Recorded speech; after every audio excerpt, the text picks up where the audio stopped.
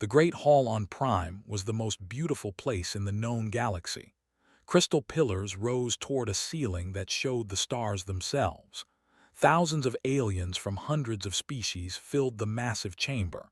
They had come to witness something rare. A new species was asking to join the Galactic Concordat. Ambassador stood at the center of the hall. She was a small woman with gray hair and kind eyes. Behind her stood 12 other humans, the first official delegation from Earth. They wore their best clothes and carried themselves with dignity, had practiced her speech for months. She believed this would be the greatest day in human history. She was wrong. The Concordat Council sat on a raised platform above everyone else. 12 ancient species held the power in this alliance of 200 races. There were giant insects with sharp mandibles and cold, compound eyes. There were massive creatures covered in natural armor, each one standing 3 meters tall. There were beings of pure light, beautiful and eternal, their bodies glowing with soft colors. Stepped forward and bowed respectfully. She spoke of humanity's journey. She told them about Earth, about human history, about their dreams of joining the galactic community. She spoke of peace and cooperation. She offered friendship. When she finished, silence filled the hall. Then the high speaker clicked its mandibles together. The sound echoed through the chamber. Others joined in. Did not understand at first. Then her translator device processed the sound. They were laughing.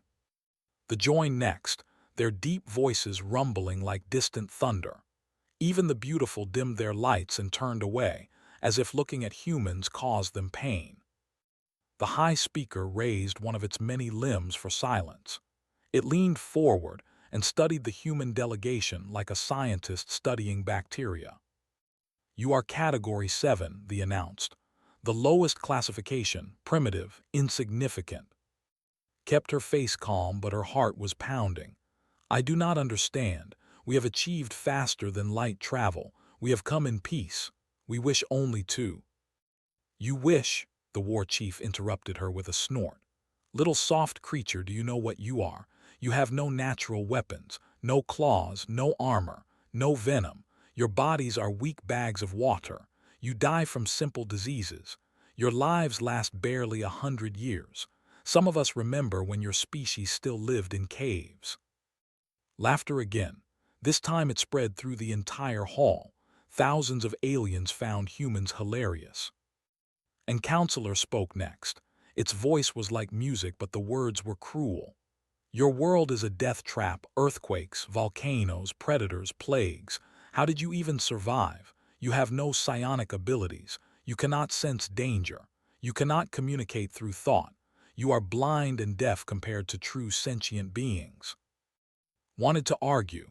She wanted to tell them about human achievements, about art and science and literature, about the courage of her people, about the wars they had survived and the peace they had built.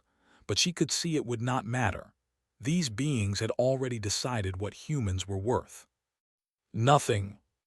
The high speaker waved a dismissive limb. "The Concordat grants you one system at the edge of our territory, a reservation.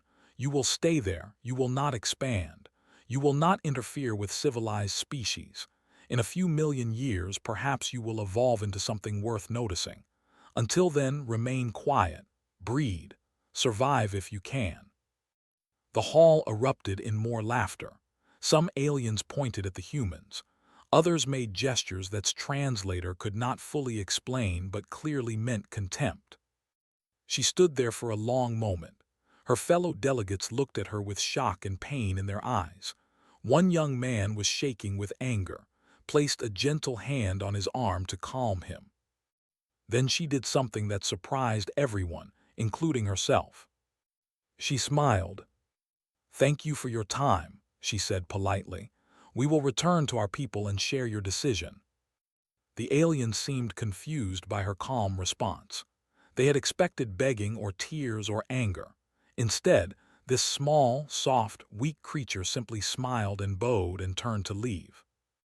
As the human delegation walked out of the great hall, could hear the laughter following them. It echoed off the crystal walls. It would echo in human memory for generations. The journey back to Earth took 3 weeks, spent most of that time alone in her cabin thinking. When she finally returned home, she went directly to the United Terran Council. Every human leader was waiting. They had already received reports. They knew about the humiliation.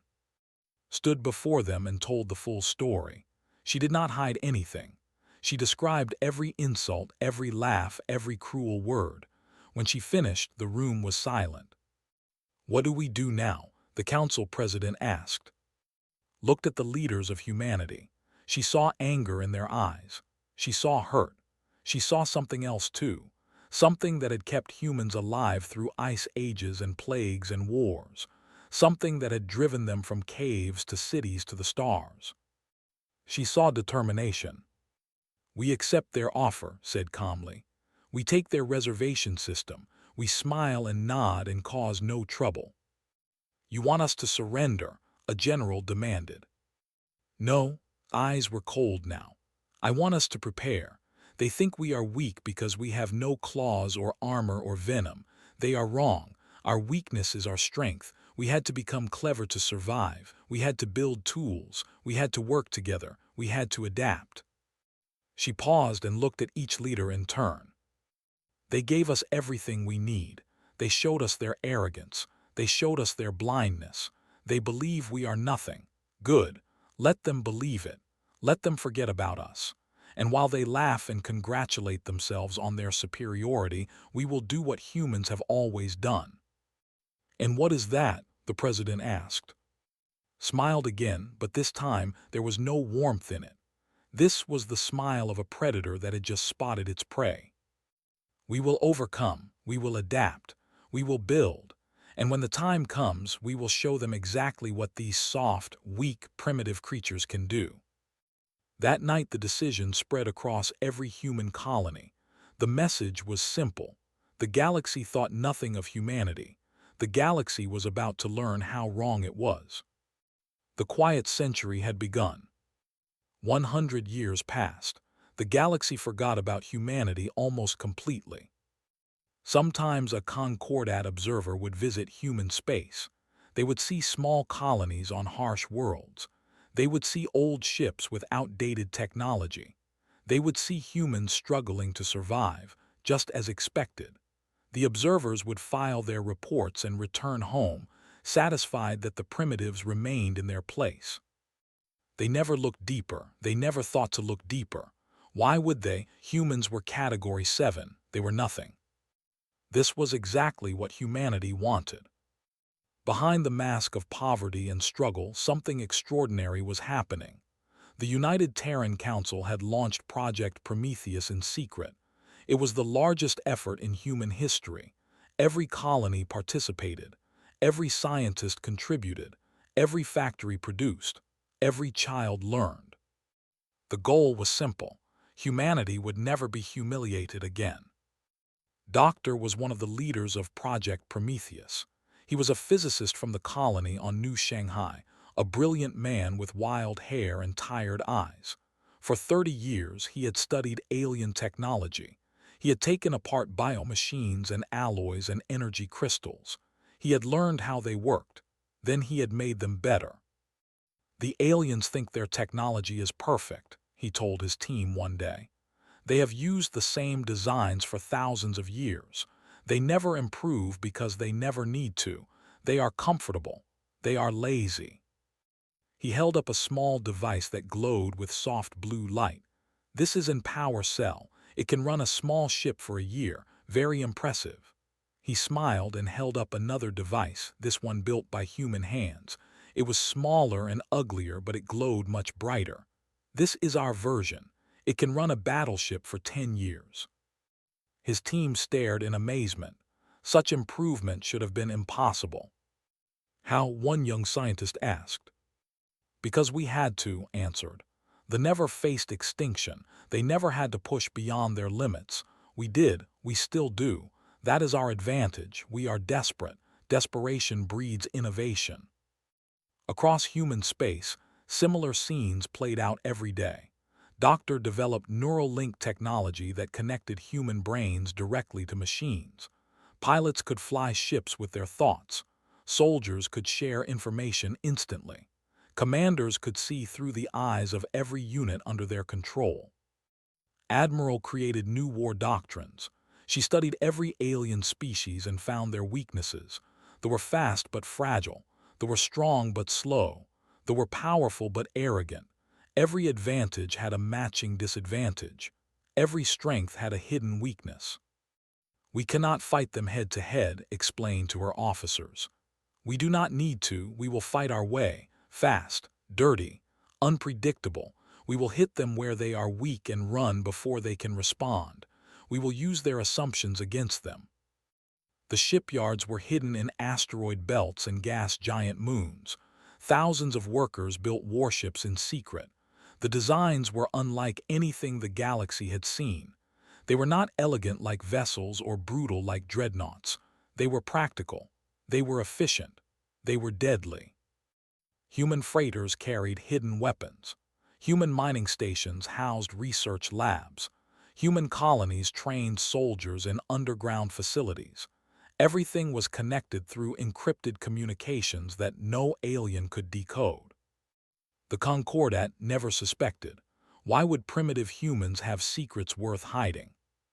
50 years into the project, a young engineer named David Park made a breakthrough that changed everything. He found a way to contain a small artificial star inside a magnetic bottle. The energy output was beyond anything humans had ever achieved. It was beyond anything the galaxy had ever achieved.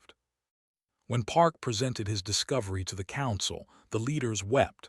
They finally had the weapon they needed. They called it the Helios Array.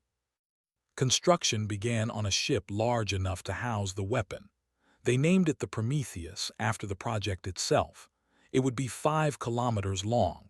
It would carry thousands of smaller weapons. It would be crewed by 10,000 humans. It would be the most powerful warship ever built. The work took another 40 years. Generations of humans were born, grew old, and died while working on this single ship. Children followed their parents into the shipyards, followed their grandparents. The Prometheus became more than a weapon. It became a symbol of everything humanity could achieve when working together. Did not live to see it completed. She died peacefully at the age of 92, surrounded by her family. Her last words were simple: "Make them remember us." Her granddaughter Helena inherited her determination. Helena joined the Navy at 18 and rose quickly through the ranks. She was brilliant, fearless, and driven by the family legacy. By the time the Prometheus was ready, she had earned the rank of admiral. On the day of the ship's completion, Helena stood on the bridge and looked out at the stars. Behind her was the most powerful weapon in galactic history. Before her was a galaxy that still thought humans were worthless. "Grandmother," she whispered, "we are ready." But humanity did not attack. They waited. The war machine was complete, but they had no reason to use it. They would not start a fight. They were not conquerors. They were survivors. The opportunity came from an unexpected direction. News arrived from the edge of Concordat space. An ancient enemy had returned. The Dominion, a hive-mind species of biomechanical horrors, had broken through the border defenses. 3 fortress worlds had fallen. The Concordat was in chaos. A desperate summons went out to all member species. Even the primitives in their reservation system received the call. The Concordat expected humanity to send a few thousand soldiers in rusty ships, more bodies for the grinder, nothing that would change the outcome. Admiral Helena read the summons and smiled. It was the same cold smile her grandmother had worn 100 years before. "Send our reply," she ordered. "Tell them we are coming." She looked at her officers. They were the children and of scientists and workers and soldiers who had spent their entire lives preparing for this moment. 100 years ago, they called us weak. They called us primitives. They laughed at our ancestors and sent them away in shame. Helena's voice was calm but carried the weight of generations. Today, we answer. Today, we show them what humanity truly is. The fleet began to move. 12,000 warships emerged from hiding places across human space. They formed into perfect battle groups and set course for the rally point. The Concordat had called for help. They had no idea what was about to answer. There were nightmares made real. They were not born. They were grown in organic factories deep within their hive worlds. Each creature was part machine and part living tissue, connected to a single vast intelligence called the Queen Mind. They had no mercy. They had no fear. They had only hunger. For thousands of years, the Concordat had held them at the galaxy's edge. The border fortresses were massive structures crewed by millions. They had never fallen. They had never needed to fall. Until now. The first Fortress World station went silent on a Tuesday morning. The Concordat sent a scout fleet to investigate. They found nothing but debris and death. The entire population, 12 million souls, had been consumed. They had eaten everything, buildings and ships and people, and added the organic matter to their swarm. 2 more Fortress Worlds fell in the same week. Panic spread through the Concordat like a disease. Species that had ruled the stars suddenly faced extinction. There was under siege. They had lost half their war fleets. Even the immortal were dying. The Grand Council met in emergency session on Prime. The same crystal hall that had witnessed humanity's humiliation now echoed with desperate voices. The ancient species screamed at each other, blaming and accusing and demanding action. "We need more ships," the High Speaker clicked frantically. "We have no more ships," the war chief roared back. "They have destroyed our shipyards." "Then we must retreat," and Counselor suggested, its light flickering with fear. "Pull back to the core worlds, abandon the outer territories, and let them grow stronger. They consume everything they conquer. Every world we abandon makes them more powerful." The argument continued for hours. No one had a solution. The greatest alliance in galactic history was falling apart. Finally, a junior aide raised a timid hand. "There is one member species we have not summoned, the humans." Silence fell. The council members looked at each other in confusion. "The primitives?" the High Speaker asked. "What good would they do? They have no technology, they have no fleet, they are Category 7. "They are still members," the aide pointed out. "They are required to answer the summons." The war chief shrugged his massive shoulders. "More bodies cannot hurt. Send the message. Perhaps their soft meat will distract them for a few moments while our real forces regroup." The summons was sent. The Concordat expected nothing. 3 weeks later, the combined fleet gathered at the rally point of. Ships from 100 species filled the void, their lights blinking like frightened stars. They had brought their fastest raiders. They had gathered their remaining dreadnoughts. They contributed their graceful energy ships. It was an impressive sight. It was also not enough. The swarm numbered in the hundreds of millions. The Concordat fleet was outnumbered 10-1. Admiral Helena brought the human fleet out of FTL at exactly the agreed time. She believed in punctuality. She also believed in making an entrance. 12,000 warships emerged from hyperspace in perfect formation. They were unlike anything the galaxy had ever seen. Their hulls were midnight black, absorbing sensor scans and reflecting nothing. Strange weapons bristled from every surface. Unknown energy signatures pulsed through their cores. At the center of the formation floated something that made every alien admiral fall silent. The UTNS Prometheus was 5 kilometers of death and determination. Its hull was covered in weapons that combined technologies from a dozen species, refined and improved beyond recognition. Its engines burned with the light of a contained star. Its presence alone seemed to darken the space around it. The Concordat commander stared at their sensor readings in disbelief. "That is impossible," the admiral whispered. "Those energy readings, that weapon's capacity, the primitives could not have built that." And yet they did, the commander rumbled. There was something new in his voice, something that sounded almost like respect. Admiral opened a channel to the combined fleet. Every screen in every ship displayed her face. She was calm and confident, her eyes carrying the cold fire of her grandmother's legacy. "This is Admiral Helena of the United Terran Navy," she announced. "You called, we answered, try to keep up." Before anyone could respond, she switched to her own fleet's channel. "All ships, assume attack formation Delta 7. We advance in 30 minutes. They will reach this position in 2 hours. We will meet them halfway." The Concordat admirals stared at each other in shock. This primitive was giving orders. This human was taking charge. "Admiral," the commander transmitted, "you do not have authority to command this fleet. The Concordat." "The Concordat has been losing this war for 3 weeks," Helena interrupted. Her voice was polite but carried no room for argument. "Your fortress worlds are gone. Your shipyards are burning. Half your species are one battle away from extinction. You asked for help. We brought help. You can accept our leadership or you can die arguing about protocol. Your choice." Silence stretched across the void. A million alien eyes watched the tiny human woman challenge the greatest powers in the galaxy. The commander was the first to respond. He looked at his officers, then back at the screen showing the Prometheus. Slowly, he nodded his massive head. "My ships will follow yours, Admiral," he said. "Show us what humans can do." One by one, the other species agreed. They had no other choice. They were losing. Perhaps these strange, soft creatures could save them. Perhaps it was all a joke. Either way, they would die if they did nothing. Helena allowed herself a small smile. "Thank you for your trust. We will try to be worthy of it." She turned to her officers. "All hands, battle stations.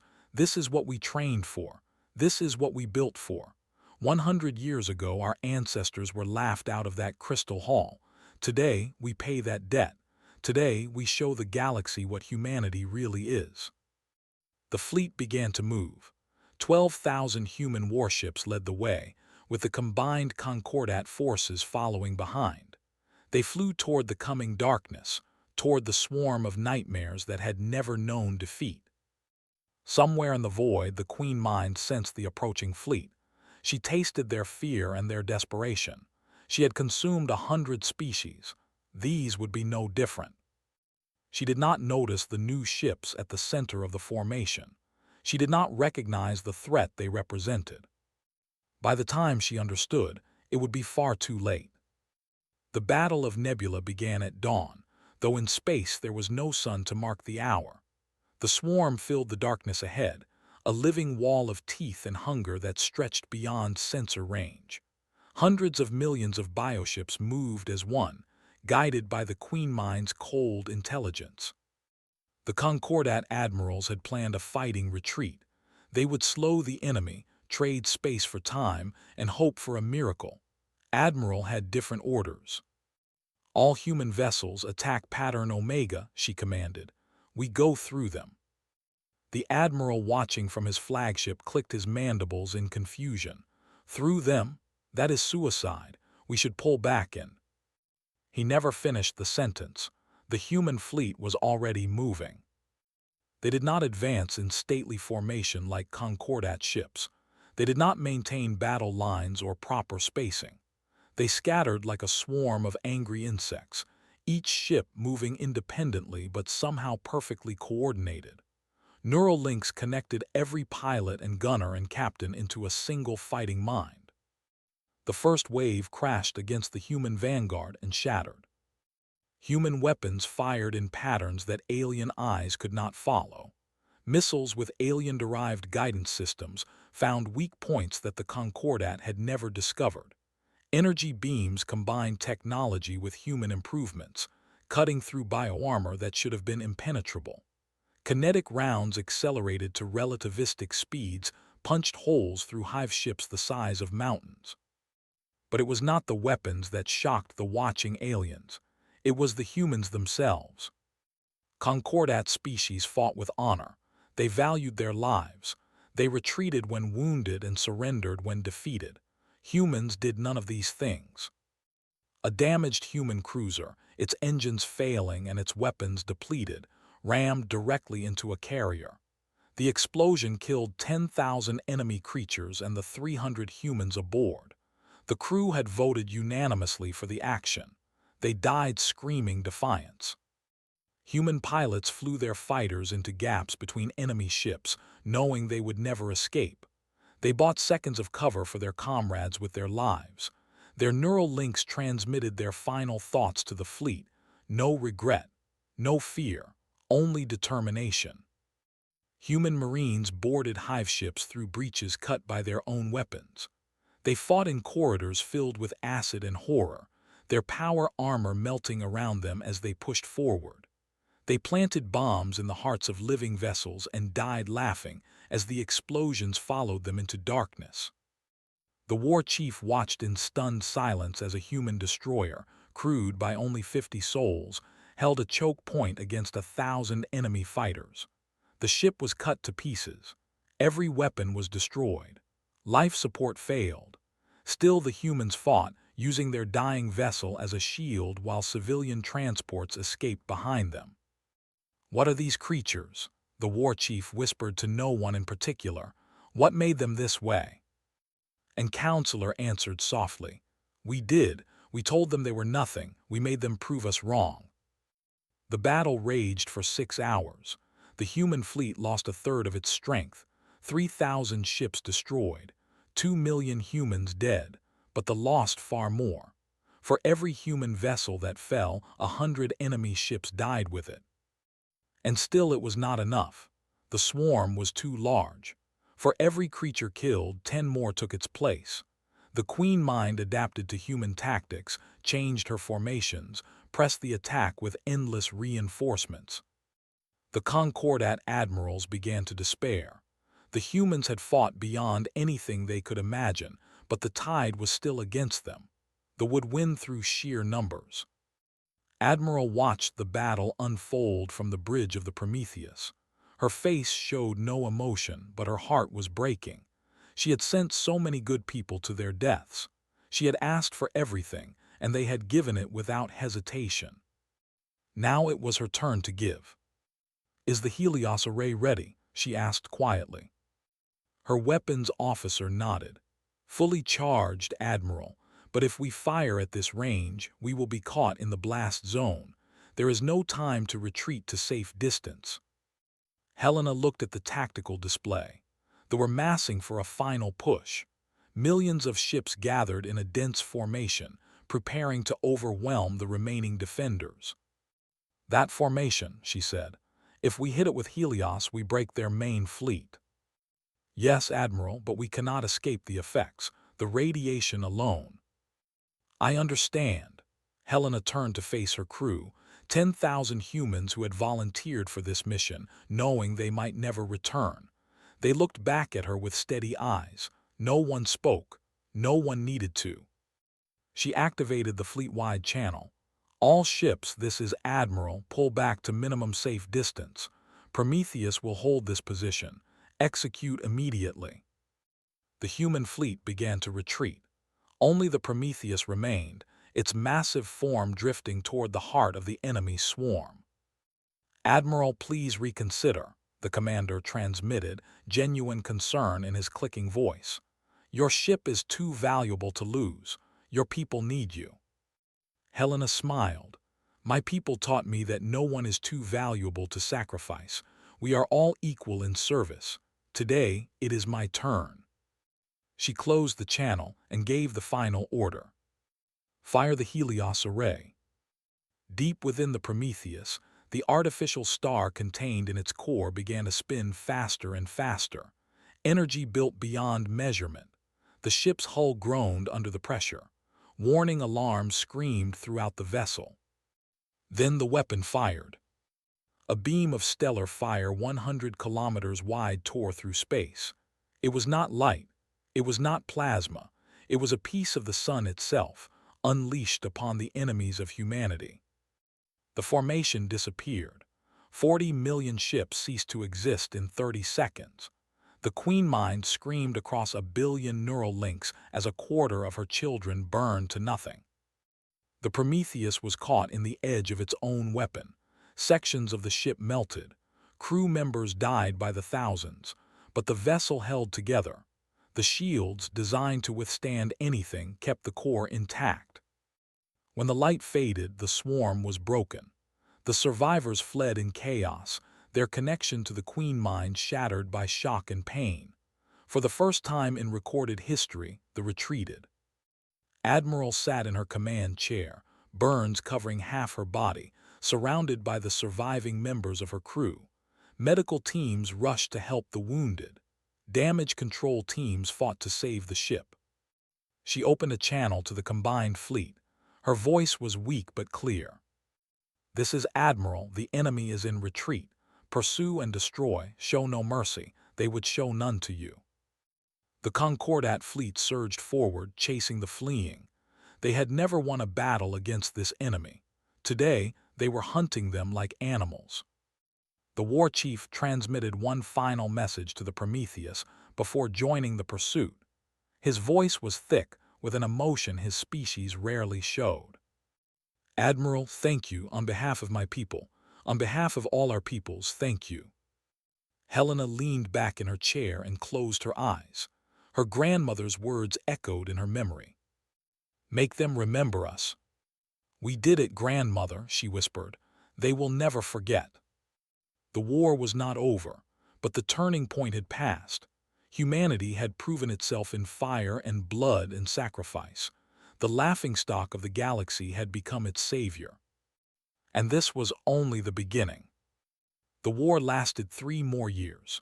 Humanity led the counteroffensive, driving the back system by system, world by world, until the enemy had nowhere left to run. Admiral Helena survived her wounds. She spent 6 months in a medical tank while her body healed, then returned to command. Her fleet had become legend. Human admirals were requested by every species in the Concordat. Human soldiers were considered the finest shock troops in the galaxy. Human engineers rebuilt what they had destroyed. The children of the laughingstock had become the saviors. When the Queen Mind finally asked for peace, it was a human diplomat who met with her representatives.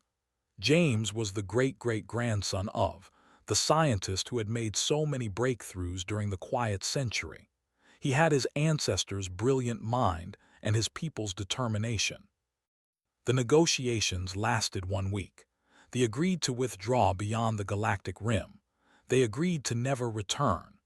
They agreed to release all captured prisoners and return all consumed genetic material that could still be reconstructed. It was a complete surrender. The nightmare was over. The Galactic Concordat convened on Prime for the victory celebration. The same crystal hall, the same ancient pillars reaching toward the stars, but everything had changed. Representatives from every species filled the chamber. Humans stood among them as equals, their black and gold uniforms standing out against the alien colors. The burned and rebuilt hull of the Prometheus was visible through the great windows, orbiting the planet as a reminder of sacrifice. Ambassador James walked to the center of the hall. He stood in the exact spot where his ancestor had stood 104 years before, the spot where she had been laughed at and dismissed and sent away in shame. The hall was silent now. No one was laughing. "Distinguished members of the Concordat," James began. His voice was calm and carried easily through the massive space. "We are here to celebrate victory. We are here to mourn our dead. We are here to decide what comes next." He paused and looked around the chamber. Every eye was on him. Every ear listened. Every mind waited. 104 years ago, my ancestor stood in this exact place. She came in peace. She came with hope. She came asking for friendship. You laughed at her. You called her species weak. You called us primitives. You sent us away to a reservation and told us to wait until we evolved into something worth noticing. The alien representatives shifted uncomfortably. No one spoke. Ambassador accepted that insult with grace. She did not argue, she did not fight. She simply smiled and walked away. Do you know why? James let the question hang in the air before answering. Because she understood something that you did not. She understood that our weakness was our greatest strength. You looked at us and saw only what we lacked: short lives, soft bodies, no natural weapons, no psionic powers. You missed what we possessed. He held up his hand and counted on his fingers. Adaptability. We can survive anywhere in any conditions and make it home. Determination. We never stop pushing forward even when everything seems impossible. Unity. When threatened, we come together as one people, one species, one unstoppable force. His voice grew stronger. You gave us an enemy that threatened everything, your worlds and ours, and we responded the only way humanity knows how. We became whatever we needed to be. You thought we would send rusty ships and untrained soldiers. We sent the most advanced fleet in galactic history. You thought we would break and run. We stood and fought and died and never gave up. He paused again, letting his words settle. Some might expect us to demand revenge now, to humiliate you as you humiliated us, to take your worlds and make you kneel. We could do this. Our fleet is the strongest in the galaxy. Our technology surpasses yours. Our soldiers have proven themselves in ways you never imagined. Fear flickered through the assembly. The ancient species who had ruled for suddenly realized how vulnerable they were. James smiled. It was not the cold smile of his ancestors. It was warm and genuine. But that is not who we are. We did not build the supreme war machine because we wanted conquest. We built it because you left us no choice.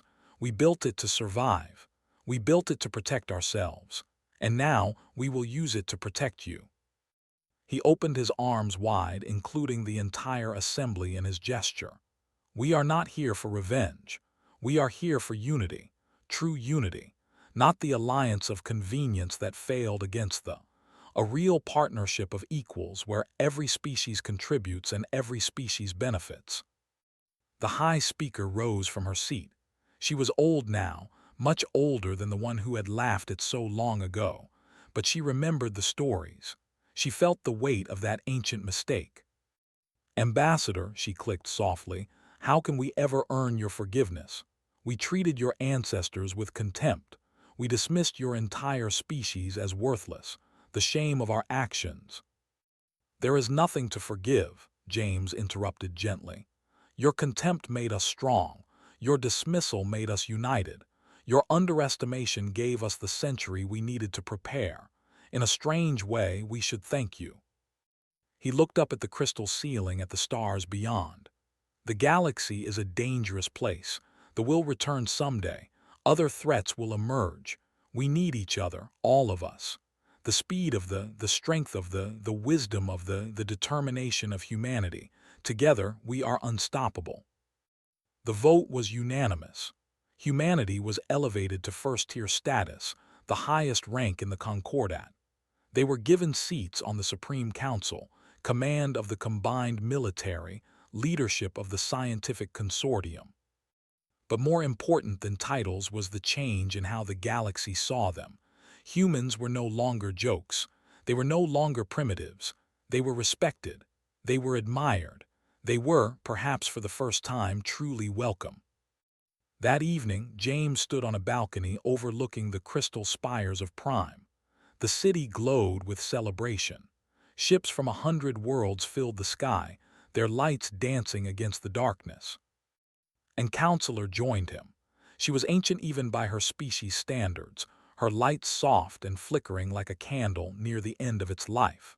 She was one of the few who remembered the original humiliation, one of those who had turned away in dismissal. We were fools, she said quietly. We saw only the surface. We judged without understanding. I have lived for 10,000 years and I have never been more wrong about anything. James nodded slowly. You know what I find strange? I am not angry. I look back at that moment in history and I feel grateful. You made us who we are. The laughingstock became the savior. The primitives built the supreme war machine. The weak became the strong. The flickered with something that might have been sadness or wonder or both. What will you do now? Your fleet could conquer the galaxy. Your technology could dominate every species. What will humanity do with such power? James thought about the question for a long moment. He thought about his ancestors, about the century of secret preparation, about the millions who had died to bring them to this point. "We will do what we have always done," he said finally. "We will protect, we will build, we will explore, we will learn, we will make the galaxy better for everyone, not just ourselves." He smiled at the ancient being. "And if anyone ever threatens this peace we have built together, they will learn what we learned. They will learn what you learned. They will learn what the learned." "And what is that?" James looked up at the stars. Somewhere out there at the edge of the galaxy, the Queen Mind dreamed of revenge. She gathered her strength. She rebuilt her swarm. She would return someday, thinking herself ready. She would be wrong. Human warships patrolled the borders. Human soldiers stood ready. Human engineers built new defenses every day. The supreme war machine waited, patient and watchful, ready to awaken at a moment's notice. "Never underestimate humanity," James said softly. "We are small, we are soft, our lives are short, and we have no natural weapons, but we adapt, we overcome, we build, and we never ever give up." The nodded slowly, her light steadying as understanding dawned. "We spent 100 years as the laughingstock of the galaxy," James continued. "We earned our place through blood and sacrifice and determination. And now—" he gestured at the celebration below, at the ships in the sky, at the stars beyond. "Now the galaxy belongs to all of us, together." He turned away from the balcony and walked back toward the celebration. The ancient watched him go, then looked up at the stars herself. The laughingstock had become the guardian. The primitives had become the protectors. The weak had built the supreme war machine and used it to save everyone. And somewhere in the void, wherever darkness threatened, human ships waited. Watching. Protecting. Ready. The end.